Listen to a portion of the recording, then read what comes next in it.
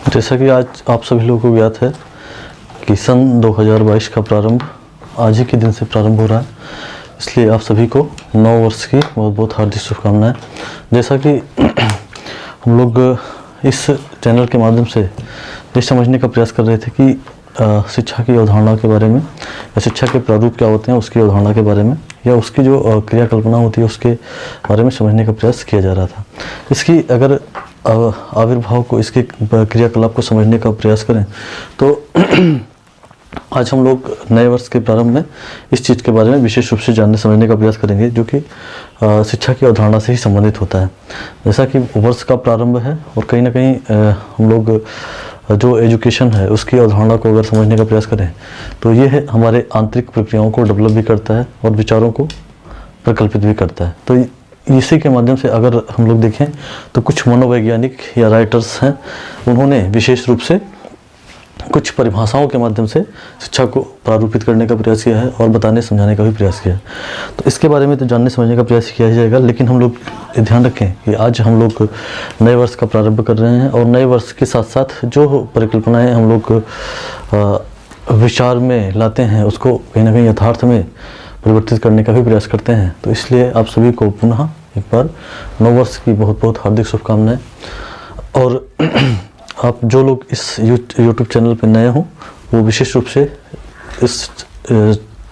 इसको शेयर भी करते रहेंगे और कहीं ना कहीं इसको लाइक्स भी करेंगे, सब्सक्राइब भी कर लीजिएगा, क्योंकि इसके माध्यम से हम लोग बहुत सारे एजुकेशन से संबंधित या अन्य विषयों से, कॉन्स्टिट्यूशन से संबंधित या फिर कह सकते हैं हिस्ट्री, पॉलिटी आदि से संबंधित क्रियाकलापों के बारे में भी विशेष रूप से इसमें जानने समझने का प्रयास भी किया जाएगा। हिंदी है, संस्कृत है आदि इन सभी चीज़ों के बारे में भी विस्तृत रूप से इसमें अध्ययन किया भी जाएगा, ठीक है ना।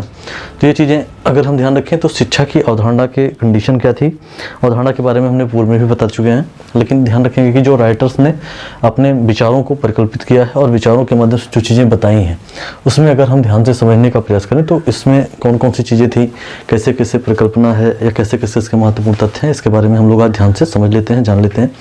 इसमें सबसे पहले चीज़ है कि जो शिक्षा की अवधारणा बताई गई है उसमें मनोवैज्ञानिकों ने या राइटरों ने या शिक्षा शास्त्रियों ने क्या क्या चीज़ें बताई हैं इसके बारे में ध्यान से समझते हैं। इसमें सबसे पहले बताया गया है कि शिक्षा का अर्थ प्रत्येक मनुष्य के मस्तिष्क में अदृश्य रूप से विद्यमान संसार के सर्वोत्तम विचारों का प्रकाश में लाना ही एक प्रकार का एजुकेशन होता है या शिक्षा होती है।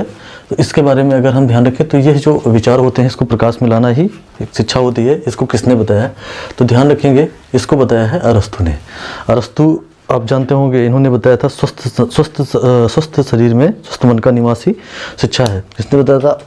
अरस्तु ने ही बताया है। तो इसके बारे में हम लोग ध्यान रखेंगे कि अरस्तु ने इसके बारे में इसको विशेष रूप से समझाने और बताने का प्रयास किया है। तो यह कहीं ना कहीं अरस्तु ने बताया है, जिसको बताया था कि शिक्षा का अर्थ प्रत्येक मनुष्य के मस्तिष्क में अदृश्य रूप से विद्यमान संसार के सर्वमान्य विचारों को प्रकाश में लाना ही एक प्रकार की शिक्षा होती है। इसको कथन को किसने कहा था? तो कथन को कहा था अरस्तु ने। अरस्तु को आप जानते होंगे और कहीं ना कहीं अरस्तु ने विशेष रूप से इसके बारे में बताया है। शिक्षा से मेरा अभिप्राय उस प्रशिक्षण से है जो अच्छी आदतों के द्वारा बच्चों में अच्छी नैतिकता का विकास करती है। ये किसने बताया था? शिक्षा ऐसी परिकल्पना है जो बच्चों में नैतिकता और अच्छी आदतों का विकास करती है। ये कथन किसने बताया? तो प्लेटो ने बताया। आप जानते होंगे कि प्लेटो ने विशेष रूप से यही बताया था कि जो प्लेटो ने विशेष रूप से यही चीज़ परिकल्पनाएं बताई थी कि जो हम लोग आध्यात्म में लाते हैं या आध्यात्मिक शक्ति को प्रकल्पित करते हैं और अध्यात्म को बढ़ावा देते हैं, वो कहीं ना कहीं एक प्रकार से आदर्शवादी शिक्षा को बढ़ावा देती है। तो उसको हम लोग नेचुरलिज्म भी कह सकते हैं, आइडियलिज्म कहते हैं, विचारवाद कह सकते हैं या अध्यात्म कह सकते हैं। तो कहीं ना कहीं प्लेटो ने इसके बारे में बताया है। ये दूसरा मतलब जो शिक्षा शास्त्रियों की अवधारणाओं के अंतर्गत जो इसमें निकल करके आता उसके विचारों को हम लोग समझने का प्रयास करते हैं। तीसरी नंबर बात की जो तीसरी बताई गई है कि शिक्षा से मेरा अभिप्राय तात्पर्य बालक तथा मनुष्य के शरीर, मन तथा आत्मा में निहित सर्वोत्तम का सर्वांगीण विकास करना ही एक प्रकार की शिक्षा होती है। ये किसने कहा था? तो महात्मा गांधी ने बताया था। आप जानते होंगे इनके महात्मा गांधी के जब हमने उसमें नेक्स्ट पूरे वीडियो में बताए थे और क्लासरूम में भी बताया भी गया है कि जो बालक होते हैं उनकी या जो शिक्षा होती है उससे जो मेरा तात्पर्य है जो बालक होते हैं उनकी मनुष्य या शरीर या मन तथा आत्मा में निहित जो परिकल्पनाएं होती हैं उसका सर्वोत्तम या सर्वांगीण विकास करना ही एक प्रकार की क्या होती है, शिक्षा होती है। ये महात्मा गांधी ने बताया था। आगे देखें तो हम नेक्स्ट क्वेश्चन पे 4 नंबर दिया गया है कि हमें उस शिक्षा की आवश्यकता है जिसके द्वारा चरित्र का निर्माण, मस्तिष्क की शांति, बुद्धि का विकास और मनुष्य अपने पैरों पर खड़ा हो सकता है। ये किसने कहा था? मनुष्य अपने पैरों पर खड़ा हो सकता है, ये बताया था विवेकानंद ने। किसने बताया था? स्वामी विवेकानंद ने बताया था। अगर एजुकेशन है तो इसके पास वो चीज़ें वो डेवलप कर सकता है, अपने विचारों को जान सकता है या कहीं ना कहीं समझ सकता है। इसके बारे में कहीं ना कहीं बताया गया, समझने का प्रयास किया। इसमें विवेकानंद ने बताया था। वैसे एक ये परिभाषा हमने पहले भी बताई है, 5 नंबर पे दिया गया है कि स्वस्थ शरीर में स्वस्थ मन का निवासी शिक्षा है। ये किसने बताया था? अरस्तु ने बताया था। क्योंकि अरस्तु एक परिभाषा जो ऊपर दी गई थी उसी के साथ में हमने बताया था। शिक्षा की त्रिमुखी प्रक्रिया से सम्मिलित रहते हैं। त्रिमुखी प्रक्रिया में कौन कौन से पार्ट सम्मिलित होते हैं, ये चीज़ें ध्यान रखनी है। सम्मिलित त्रिमुखी प्रक्रिया जैसे त्रिभुजाकार होता है, तो इसमें हम कह सकते हैं कि छात्र होते हैं, टीचर होते हैं, स्टूडेंट होते हैं और सिलेबस होता है। ये 3 इसमें होते हैं जो शिक्षा की त्रिमुखी प्रक्रिया के अंतर्गत आते हैं और इसी की परिकल्पना को हम लोग जान सकते हैं, समझ सकते हैं। शिक्षा एक द्विमुखी प्रक्रिया है। इसमें टीचर स्टूडेंट होते हैं, एडम्स ने बताया था। इसको पूर्व में जब पढ़ाया गया है तो उसके बारे में भी बताया गया था। इसमें टीचर और स्टूडेंट होते हैं, टी होता है, यस होता है, और दोनों को इसका विरोधाभास कहीं ना कहीं डीवी ने किया था और छात्र अध्यापक और पाठ्यक्रम के बारे में बताया था। शिक्षा मनुष्य की जन्मजात शक्तियों का स्वाभाविक और सामंजस्यपूर्ण और प्रतिभाशाली विकास होता है। ये किसने कहा था? शिक्षा मनुष्य की जन्मजात शक्तियों का स्वाभाविक, सामंजस्यपूर्ण और प्रतिभाशाली विकास होता है, ये बताया था पेस्टोलॉजी ने। पेस्टोलॉजी ने इसके बारे में स्पष्ट रूप से बताया है। शिक्षा व्यक्ति को साक्षर बनाने की प्रक्रिया है। जो शिक्षा होती है वो व्यक्ति को क्या करती है? साक्षर बनाती है। तो यह एक जब साक्षर बनाती है तो एक व्यापक प्रक्रिया के अंतर्गत आती है। कह सकते हैं विकल्प अगर दिया जाएगा तो व्यापक हो सकता है, संकुचित हो सकता है, विश्लेषणात्मक हो सकता है, या उपरोक्त में से कोई नहीं। तो इसमें व्यापक की कंडीशन को हम समझ सकते हैं, जान सकते हैं। ई प्लस ड्यूको का अभिप्राय क्या होता है? ई प्लस ड्यूको अगर हम लोग देखें तो ई और प्लस ड्यूको को हिंदी में अगर इसको शब्दार्थ निकालें तो इनर आउटर, मतलब अंदर से बाहर की ओर निकलना, या अंदर से बाहर की ओर जो हम शैक्षिक क्रियाएं करते हैं उसमें जो प्रक्रियाएं लागू करते हैं उसको हम लोग अंदर से बाहर की ओर प्रकल्पित करते हैं। ठीक है ना? तो ये चीज़ें इसके अंतर्गत बताई गई हैं। सच्ची शिक्षा बालक एवं बालिकाओं के लिए बेकारी के लिए विरुद्ध एक प्रकार की बीमा होती है। ये किसने कहा था? तो ये कहा था, कथन जो बताया गया है ये महात्मा गांधी के अनुसार बताया गया है। ठीक है ना? ये चीज़ें इसके अंतर्गत होती हैं। शिक्षा जनतंत्र की दाई है, ये किसने बताया था? शिक्षा जनतंत्र की दाई है, ये बताया था जॉन डीवी ने। इसको मतलब शिक्षा की अवधारणा के अंतर्गत हम लोग इसके बारे में जान सकते हैं, समझ सकते हैं। ये बताया था जॉन डीवी ने। पूर्ण जीवन ही शिक्षा का उद्देश्य है, ये कथन किसका है? तो हर्बर्ट स्पेंसर का है। किसका है? हर्बर्ट स्पेंसर का। मतलब पूर्ण जीवन ही शिक्षा का उद्देश्य है, ये कथन किसका है? जो पूरा जीवन होता है ये शिक्षा का उद्देश्य माना जाता है, हर्बर्ट स्पेंसर ने बताया। नेक्स्ट क्वेश्चन की बात करें 14 नंबर पे, ईश्वर सब वस्तुओं को अच्छी बनाता है, मानव के हाथ में आकर वो वस्तुएं अशुभ हो जाती हैं या अच्छी नहीं रह जाती हैं, कथन किसका है? तो ये प्रकृतवादियों का मानना है। प्रकृतवादी आप ध्यान रखेंगे रूसो को बताया जाता है, और रूसो ने बताया था कि जो संसार में वस्तुएं हैं वो सभी चीज़ें वस्तुएं अच्छी बनाई जाती हैं, लेकिन कहीं ना कहीं वो मनुष्य के हाथ में आकर गड़बड़ हो जाती है या कहीं ना कहीं खराब हो जाती हैं, और या कह सकते हैं उसको अशुभ मान हो जाती हैं। तो इसमें प्रकृतवादियों ने इसके बारे में बताया है। प्रमुख रूप से प्रकृतवादी को हम रूसो को ही मानते हैं, और प्रकृतवादियों में कहीं ना कहीं रविन्द्रनाथ टैगोर इत्यादि अन्य लोगों का नाम भी इसमें सम्मिलित है। ठीक है ना? व्यक्तिगत शिक्षा को बढ़ावा देती है। देखिए व्यक्तिगत शिक्षा जो होती है, एक सामूहिक शिक्षा होती है, एक व्यक्तिगत शिक्षा होती है। व्यक्तिगत शिक्षा तो सामूहिक शिक्षा में हम सभी लोग इकट्ठे होकर के या कहीं एक सामूहिक रूप से जो शिक्षाएं प्राप्त करते हैं समूह में होकर के, उसको हम लोग सामूहिक शिक्षा कह सकते हैं। व्यक्तिगत शिक्षा जो व्यक्तिगत शिक्षाएं हमको प्राप्त दी जाती हैं या व्यक्तिगत शिक्षाएं जो हम प्राप्त करते हैं उसको हम व्यक्तिगत शिक्षा के नाम से जानते हैं, उसको हम कह सकते हैं कि व्यक्तिगत शिक्षा होती है। ठीक है ना? तो ये चीज़ें इसके अंतर्गत होती हैं। शिक्षा का कार्य असहाय प्राणी के विकास में सहायता पहुंचाना है। असहाय व्यक्ति या असहाय प्राणी के विकास में सहायता पहुंचाना। आप जानते होंगे हमने बताया था वृद्धि और विकास। जो वृद्धि होती है वो हमारे शारीरिक गुणों के अंतर्गत आती है, लेकिन विकास जो होता है वो अनलिमिटेड होता है, मतलब वो कहीं ना कहीं बाह्य गुणों को प्रदर्शित करता है और जो कि अप्रत्यक्ष होती है, दिखाई नहीं पड़ती, और ये दिखाई पड़ती है।